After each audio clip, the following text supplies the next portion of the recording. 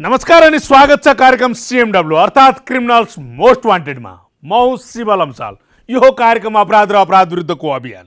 समाजमा हुने सबै खाले अपराधिक घटनाहरूमध्ये त्यस्ता केही विशेष खाले अपराधिक घटनाहरूलाई हामीले यस कार्यक्रममा समेट्ने गर्छौँ र देखाउँछौँ तपाईहरूलाई। आज पनि हामीले एउटा कार्यक्रमलाई मसिनोसँग चिरफार गर्ने कोसिस गरेका छौँ। काभ्रेका केदार ढुङ्गाना काठमाडौँमा सामान्य देखिन्थे, अर्थात् एकान्त कुनामा रहेको सवारी साधन अनुमति पत्र दिने ठाउँमा सामान्य लेखापढी गर्थे। केदार ढुङ्गानाको एकाएक जीवनस्तर उकासियो, मान्छेले अनौठो माने। उनी धनाढ्य बन्दै गए। काठमाडौँबाट पुगे पोर्चुगल। युरोपको पोर्चुगल पुगेका केदार ढुङ्गानाको धन्दा के थियो, हेर्नुहोस् यो रिपोर्ट।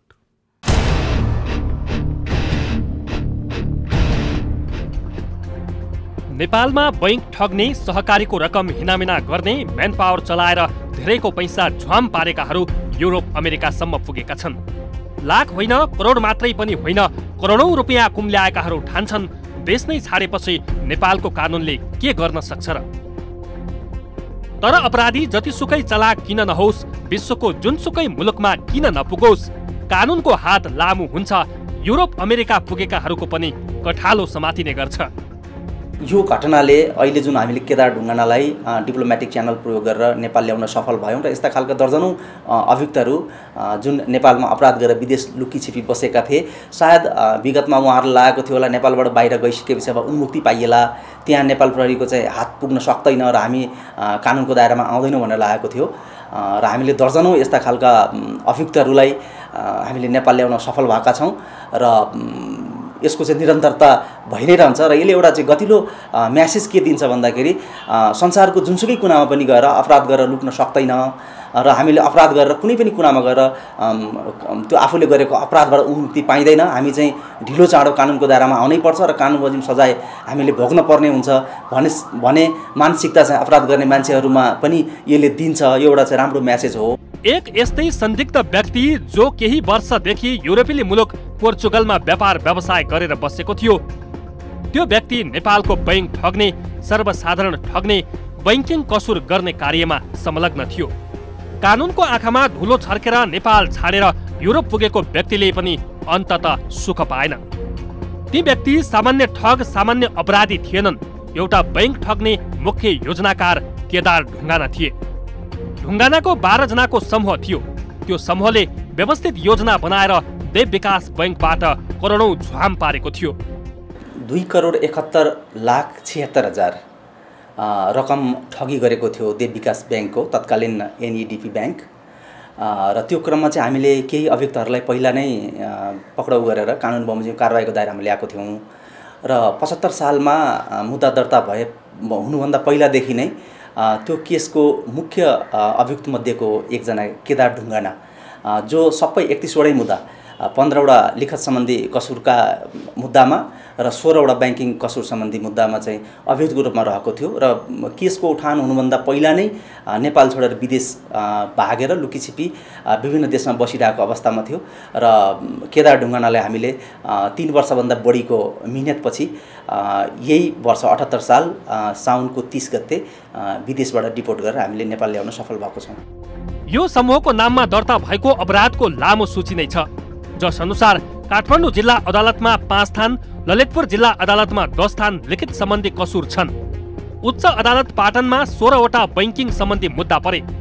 यी सबै मुद्दा देव विकास बैंकले दायर गरेको थियो। 12 जनाको समूहले बैंक डुबाउने मास्टर प्लान बनाए। उनीहरूको प्लानले ठिकै काम पनि गर्यो। बैंकबाट पैसा पनि निकालियो, तर पैसा कुनै उद्योगमा व्यवसाय गर्नका लागि थिएन। नेपालबाट बैंक ठगेर फरार भएको व्यक्ति पोर्चुगल पुगेको सूचना नेपाल प्रहरीले केही अघि नै थाहा पाएको थियो। नेपाल प्रहरीको केन्द्रीय अनुसन्धान ब्युरो सीआईबीले यो केस हातमा लिएको थियो। देव विकास बैंकको पैसा ठग्ने मुख्य योजनाकार केदार हुन् भन्ने प्रमाणित भइसकेको थियो। उनी पोर्चुगलमा भएको पनि जानकारी थियो। प्रहरीले पक्राउ गर्ने योजना पनि बनायो, तर विभिन्न कारणले त्यो सफल भएन। त्यसपछि नेपाल प्रहरीले इन्टरपोलको सहयोग लिने निर्णय गर्यो। केदार विरुद्ध प्रहरीले 75 पुसमा डिफ्युजन नोटिस जारी गर्यो। डिफ्युजन नोटिस जारी गरेपछि पोर्चुगल प्रहरीले आफ्नो देशमा बसेको कुनै व्यक्तिलाई उसको देशको प्रहरीले पक्राउ गर्न खोजेको बुझ्ने गर्छ। हजुर, यो रेड नोटिस र डिफ्युजन जारी भएका विगतमा पनि हामीले केही अभियुक्तहरूलाई नेपाल ल्याइसकेको छौँ। जस्तै सिआइबीमा दर्ता भएका मुद्दाहरूको मात्रै कुरा गर्ने हो भने पनि अहिलेसम्म हामीले 16 जना विभिन्न मुद्दाका फरार प्रतिवादीहरूलाई विभिन्न समयमा हामीले ल्याएर कानुनी दायरामा चाहिँ अगाडि बढाएको अवस्था हो। तर यो केदार ढुङ्गानाको केस चाहिँ अलिकति पृथक छ, किनभने विगतमा हामीले जति मान्छेलाई ल्याएको थियौँ, जति अभियुक्तहरूलाई हामीले ल्याएको थियौँ, उहाँहरूलाई चाहिँ हामीले फरक किसिमबाट ल्याएको थियौँ। डिप्लोमेटिक च्यानलहरूको युज गर्नुभन्दा हामीले चाहिँ यो देशको हाम्रो प्रहरी प्रधान कार्यालयको इन्टरपोल सेक्सनले सम्बन्धित देशको इन्टरपोल सेक्सनसँग समन्वय गरेर त्यो अभियुक्तहरूलाई चाहिँ डिपोर्ट गरेर उहाँहरूले चाहिँ कि त त्यो देशको एयरपोर्टमा हाम्रो प्रहरीलाई ह्यान्डओभर गर्ने अथवा चाहिँ नेपालको एयरपोर्टसम्म ल्याइदिएर हामीलाई जनाउदिएर हामीले चाहिँ त्यसलाई चाहिँ कानुनको दायरामा ल्याउने खालको चाहिँ प्रचलन थियो। तर यो चाहिँ हामीले अलिकति विशेष के मायनेमा भन्न सकिन्छ भने यो केसमा चाहिँ हामीले केदार ढुङ्गानालाई ल्याउँदाखेरि हामीले डिप्लोमेटिक च्यानलको प्रयोग गरेर हामीले ल्यायौँ। यसमा चाहिँ नेपाल सरकार गृह मन्त्रालय, परराष्ट्र मन्त्रालय को थ्रुबाट हामीले सम्बन्धित देशको चाहिँ डिप्लोमेटिक च्यानलमा कुरा गरेर विभिन्न चरणको चाहिँ पत्राचार पश्चात हामीले चाहिँ ल्याउन सकेको छौँ र यो मायनेमा चाहिँ यो केस चाहिँ प्रथम हो। त्यसपछि 78 साल वैशाखमा रेड कर्नर नोटिस जारी गर्यो। रेड कर्नर नोटिस जारी गर्नुको अर्थ कुनै व्यक्तिलाई गिरफ्तार गर्ने अन्तर्राष्ट्रिय वारेन्ट भने होइन। यस्तो नोटिस जारी गरेपछि सम्बन्धित देशलाई अपराधी प्रमाणित भइसकेको व्यक्तिलाई गिरफ्तार गर्न सहयोग माग्ने वा कुनै हराएको व्यक्तिलाई सम्पर्कमा ल्याएर बुझाइदिन गरिने आग्रह हो। यस्तो नोटिस इन्टरपोलको 4 आधिकारिक भाषामा एकैसाथ प्रकाशित भएपछि नोटिस जारी भएको मान्ने गरिन्छ। केदार ढुङ्गानाको हकमा पनि इन्टरपोलले यस्तै प्रक्रिया पूरा गर्यो र पोर्चुगलको प्रहरीसँगको समन्वयमा नेपाल प्रहरीले उसलाई पक्राउ गरी छोड्यो। नेपालमा बैंक ठगेर पोर्चुगलमा बिजनेस भिसामा बस्दै आएका ढुङ्गाना काभ्रे जिल्लाका हुन्। भुल्मु गाउँपालिका वडा नम्बर 1 का 43 वर्षीय ढुङ्गाना 3 वर्षपछि पोर्चुगलमै पक्राउ परे। नेपाल प्रहरीले पोर्चुगल प्रहरीको नेसनल सेन्टर ब्युरोसँग समन्वय गरेर ढुङ्गानालाई पक्राउ गरेको थियो। ललितपुर जिल्ला अदालतले 10 वर्ष कैद र 7 लाख रुपियाँ जरिवाना तोकेको छ। यस्तो फैसला लगतै कागजात मिलाउन सिपालु ढुङ्गाना युरोप उडे। अपराध गर्ने हिसाबमा हामीले जुन मुद्दा हामी कहाँ उठान हुन्छ, मुद्दा उठान भइसकेपछि पहिला हामीले चाहिँ अभियुक्तहरूको चाहिँ संलग्नता पहिचान गर्छौँ र अभियुक्तहरू दोषी भएको आधार प्रमाणहरू भेटिएको अवस्थामा हामीले कानुन बमोजिम नै सामान्यतया सम्मानित अदालतहरूको आदेशले पक्राउ गर्ने गर्छौँ र कतिपय केसहरूका चाहिँ अभियुक्तहरू भागेर विदेशमा गएर लुकीछिपी बस्ने खालको अवस्थाहरू पनि देखिन्छ।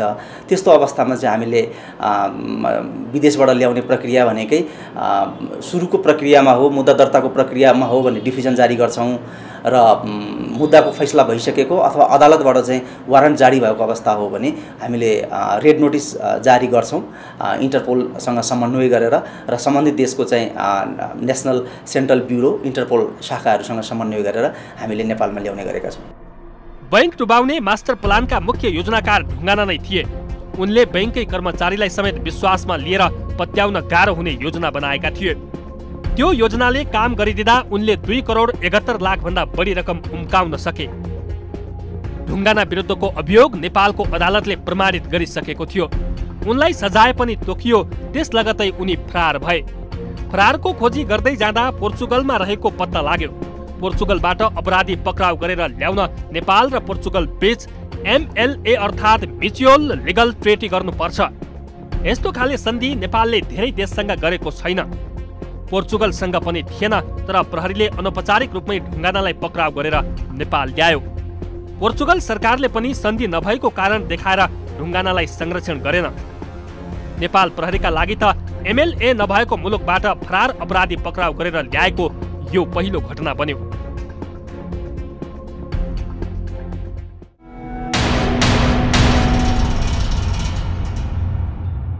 लाइसेन्स बनाउने ठाउँमा सामान्य लेखापढी गर्ने केदार ढुङ्गाना युरोपमा पनि ठाटैसँग बसेका थिए। कसरी बसेका थिए देखाउनेछौँ यो छोटो विश्रामपछि।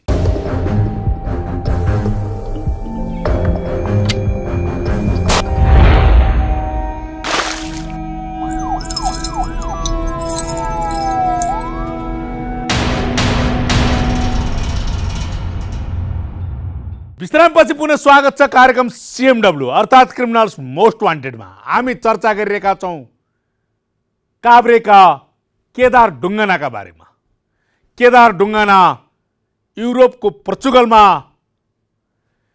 व्यापारी झै नै बसेका थिए, अर्थात् बिजनेस भिसामा निकै ठाटसँग घुम्ने बस्ने गरेकै थिए। उनका नाममा इन्टरपोलमा रेड गर्न नोटिस जारी थियो। नेपाल प्रहरी पोर्चुगल पुग्यो र केदारलाई समायो। उनी समाउँदा मात्रै झस्किए आफूले देव ब्याङ्कमा गरेको अपराध सम्झेर। के भयो हेर्नुहोस् यो रिपोर्ट।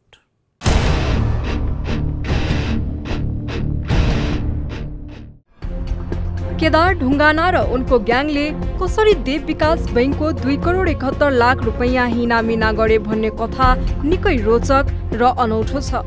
काभ्रेका केदार खासमा यातायात व्यवस्था कार्यालय एकान्त कुनामा लेखापढीको काम गर्थे। यातायात क्षेत्रका धेरैले केदारलाई दलेदाई भनेर चिन्ने गर्थे। जम्मा 16वटा ब्याङ्किङ कसुरको मुद्दाहरू इस्टाब्लिस भएको छ, किनभने फरक फरक ऋणीले फरक फरक समयमा फरक फरक सवारी साधनहरू धितो राखेर ऋण निकालेको छ र सम्पूर्ण केसहरूलाई गर्दाखेरि 2 करोड 71 लाख 76 हजार रुपियाँ चाहिँ बिगो हुन आउँछ। यातायात कार्यालयमा काम गर्दा गर्दै उनले रिकन्डिसन सोरुम पनि खोलेका थिए। आम्दानी नराम्रो थिएन, तर उनलाई चाँडै करोडपति बन्ने रहर पलाउँदै गएको थियो। सवारी साधन काम गर्ने अनुभवलाई केदारले नक्कली सवारी साधन खडा गर्ने, नक्कली ब्लू बुक बनाउनतिर लगाउने सोच बनाए। हुँदै नभएको गाडीको ब्लू बुक बनाएपछि त्यही देखाएर बैंकबाट ऋण लिने योजना बनाए। यसका लागि एकै व्यक्तिलाई बैंकले ऋण दिँदैन थियो। त्यही भएर गाउँका नारायण बहादुर श्रेष्ठलाई उनले यो अपराधका लागि मनाए।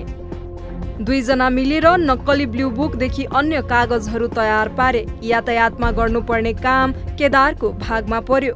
बैंक मिलाउने जिम्मा नारायण बहादुरले लिए। नारायण बहादुर आफै पनि व्यवसायी थिए। उनका 2 कन्टेनर थिए। ती काठमाडौँ तातोपानी खासा गरेर सामान ओसार्थे। त्यो बेला कन्टेनरको आम्दानी राम्रै थियो। कन्टेनर भएकाहरूलाई बैंकहरूले पनि पत्याउँथे। त्यो बेलासम्म श्रेष्ठ तत्कालीन NDEP डेभलपमेन्ट बैंकका ऋणी थिए। लिएको ऋणबाट उनले सक्कली कारोबार नै गरेका थिए। बैंकले श्रेष्ठलाई पत्याउने, ढुङ्गानालाई यातायातले पत्याउने स्थिति बन्यो। यो सहजतालाई उनीहरूले अपराधको माध्यम बनाउने निश्चय गरे। पहिलो चरणमा उनीहरूले गाउँका कृष्णबहादुर खत्री नामका व्यक्तिलाई तयार गरे। खत्रीले आफ्नो नाममा नक्कली कागज प्रयोग गरेर ऋण लिनुपर्ने भयो। त्यो ऋण आपसमा बाँड्ने सहमति गरे। एउटा कारको नक्कली ब्लू बुक बनाइयो। त्यही देखाएर हालको देव विकास बैंक अर्थात् त्यो बेलाको ENDEP डेभलपमेन्ट बैंकमा पुगे। नारायण बहादुर श्रेष्ठले बैंकमा सहजीकरण गरिदिए। नक्कली कागजातकै भरमा कृष्ण बहादुर खत्रीले 15 लाख ऋण पाए। त्यो पैसा 5-5 लाखको दरले बाँडेर लिए। केही दिनकै मेहनतमा 5 लाख हात परेपछि उनीहरू हौसिए। त्यसपछि अरू नक्कली ब्लू बुक बन्न थाले। ऋण पनि बैंकले दिँदै गयो। त्यसका लागि यो समूहले सवारी धनी चाहिँ फरक फरक उभ्याउन थाले। सुरुमा ऋण लिने खत्रीको नाममा धेरै ऋण देखिन थालेपछि बैंकले एकै व्यक्तिको नाममा ऋण थप्न जोखिम ठान्यो। त्यसपछि गाउँका अन्य मानिसहरूलाई उभ्याएर ऋण लिन थालियो।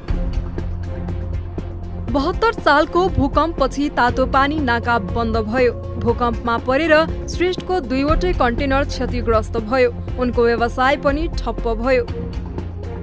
श्रेष्ठ आर्थिक सङ्कटमा पर्दै गए।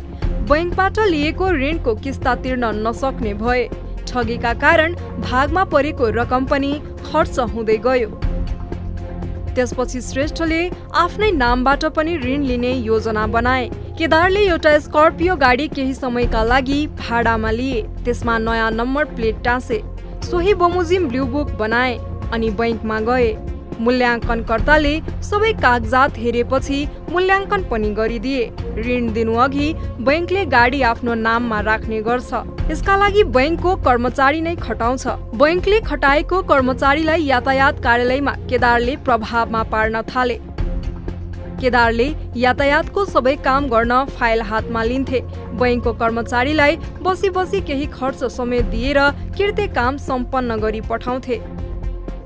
बैंकले ठान्ने गर्थ्यो ऋण दिइएका गाडीहरू बैंकको नाममा आएका छन्, तर गाडी बैंकको नाममा त परेको कुरा हो। ती सबै गाडीहरू भौतिक रूपमा कतै हुँदैन थिए।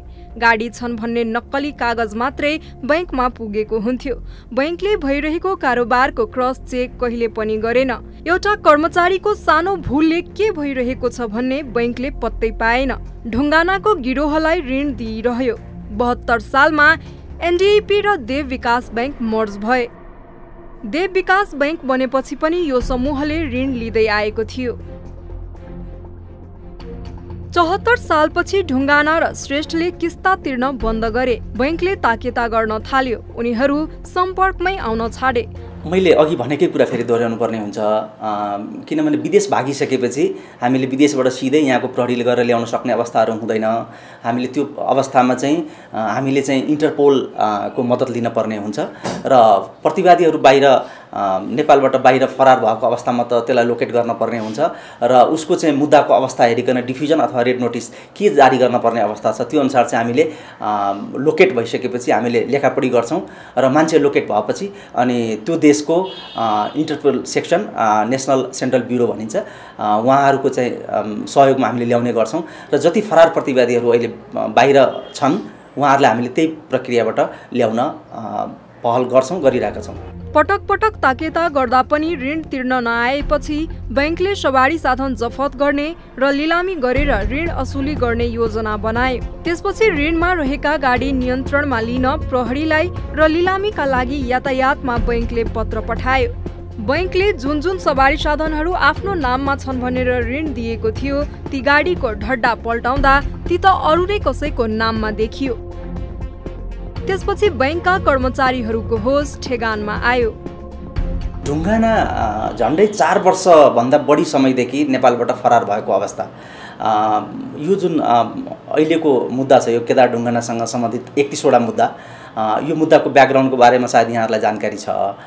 यसमा चाहिँ केदार ढुङ्गाना लगायतका व्यक्तिहरूले बैंकबाट चाहिँ कृत्य कागजहरूको आधारमा सवारी साधनहरूलाई चाहिँ साधारणतया प्रपर्टीको रूपमा देखाएर ऋण लिएको देखियो र यो वारदातहरू प्रायः जसो 71 देखि 73 सालको बिचमा भएको देखिन्छ र त्यो वारदात भइसकेपछि अब बैंकलाई चाहिँ उसले सर्टेन किस्तामा चाहिँ पैसाहरू बुझाउनु पर्ने हुन्छ र त्यो र ब्याजहरू बुझाउनु पर्ने हुन्छ र जब बैंकलाई चाहिँ ऋणीहरूले समयमा दिन पर्ने नियमित रूपमा चाहिँ तिर्न पर्ने पैसाहरू नतिरिसकेपछि बैंक चाहिँ एलर्ट भयो र उसले खोजी नीति गर्दाखेरि उसले के देख्यो भन्दा त्यो जुन सवारी साधनहरूलाई चाहिँ देखाएर ऋणीहरूले ऋण लिएका थिए त्यो सवारी साधनहरू न त बैंकको नाममा आएको देखियो न त ऋणीको नाममा देखियो।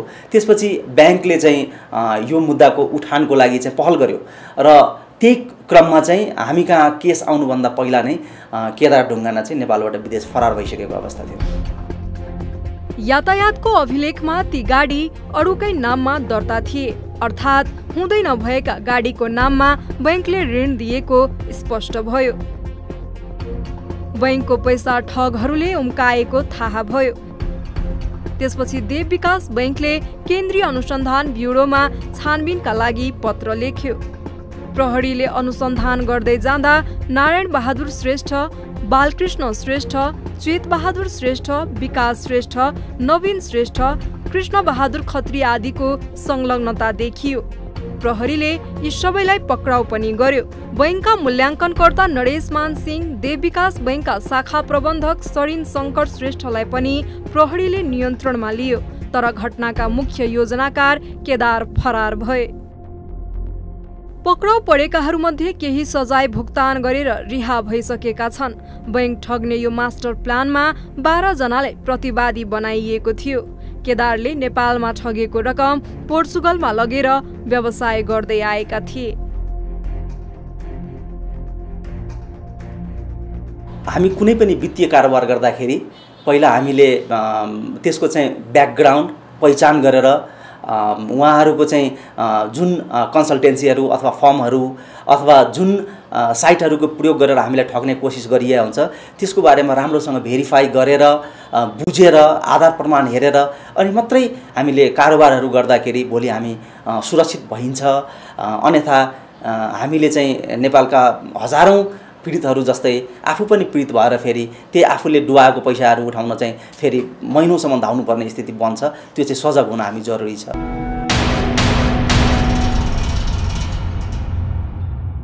केदार ढुङ्गाना जस्तै थुप्रै अपराधमा मुछिएका नेपालीहरू यति बेला विदेशी भूमिमा छन्। नेपालमा मेन पावर, लागु औषध, सहकारी ठगी त्यति मात्र होइन, रक्त चन्दन र जग्गाको कारोबारमा ठगी गर्नेहरू यति बेला 7 समुद्र पार घुमिरहेका छन्, व्यापारी बनिरहेका छन्। के अब नेपाल प्रहरी तिनीहरूलाई समाउन सक्छ? प्रश्न उठेको छ। यो प्रश्नको जवाफ नेपाल प्रहरीले दिनै पर्छ। अर्थात् इन्टरपोल मार्फत जसरी केदारलाई ल्यायो त्यसरी नै सबै अपराधीहरूलाई कानुनको दायरामा ल्याउनै पर्छ। त्यो अभियानमा हाम्रो सधैँ निगरानी रहनेछ र हामी निरन्तर प्रहरीलाई फलो गर्नेछौँ। हाम्रो कार्यक्रम तपाईहरुलाई कस्तो लाग्यो? सुझाव र सल्लाह दिन नभुल्नुहोला। त्यसका लागि टेलिफोन नम्बर स्क्रिनमा देखाइएको छ। आजलाई कार्यक्रम यति नै। अर्को साता फेरि अर्को विषयमा हामी छलफल अर्थात् घटनाको मसिनो चिरफार गरेर उपस्थित हुने नै छौँ। त्यतिन्जेलसम्मका लागि म लगायत मेरो टिमलाई बिदा दिनुहोस्। नमस्ते।